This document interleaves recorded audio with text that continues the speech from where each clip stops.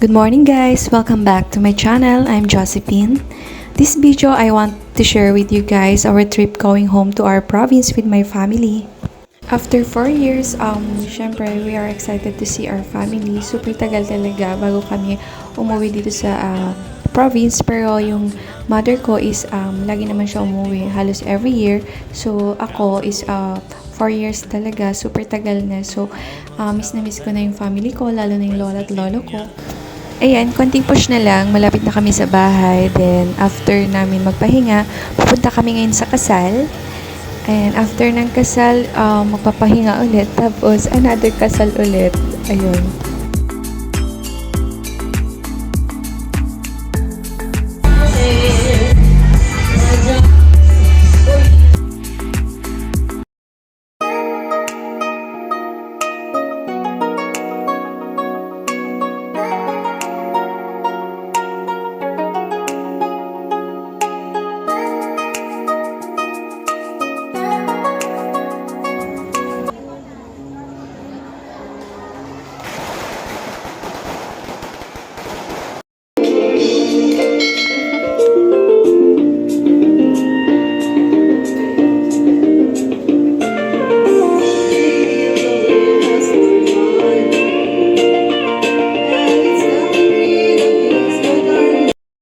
Ayan, nagluluto yung lolo ko ng pato. Every uwi kasi namin is lagi silang naghahanda.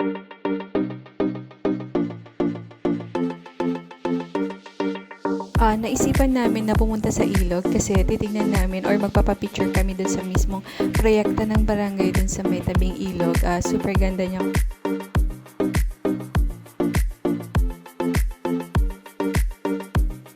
Pinuntahan din namin tong bahay ng nanay ko na pinapagawa niya for retirement.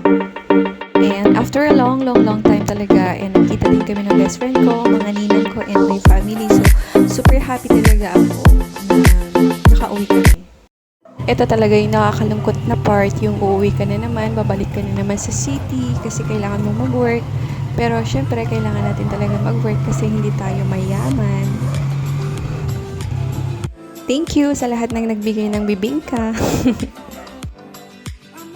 Yun lang guys. Thank you for watching. Please like and subscribe.